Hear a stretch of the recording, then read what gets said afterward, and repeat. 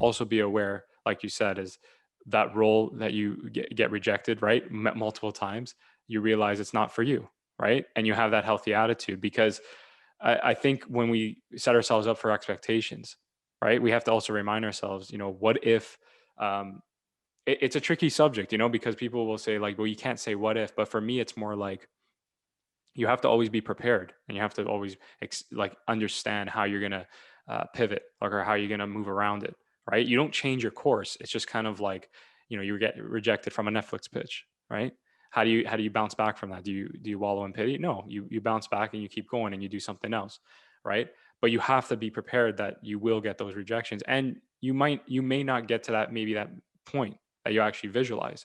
But like you were saying, like Michael B. Jordan, uh, comes down to like, are you meant for that role? Are you meant for that experience? Right? Are you prepared for that? That's the biggest thing for me. And I think it's all about, man, being too many creatives, too many artists. I think they get caught up in like, saying, "Oh, I'm the best," or "I know what I'm doing," or whatever. And there's such a thing as being too overconfident.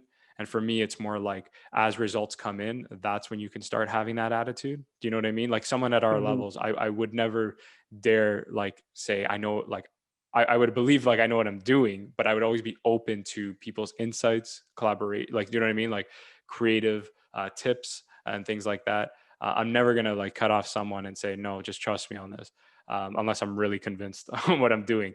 But I think it's so important to have that humility, and to be aware that, like you said, like life is not predictable, especially this path, and we just have to take every day uh, as being appreciative and staying focused. And if we do get into slumps, just remind yourself, like, you're on the same path, and it's okay to have a bad day. I should say that, like, Absolutely. it's something that I got to remind myself, especially, man. Like, it's okay. Like, people have bad days.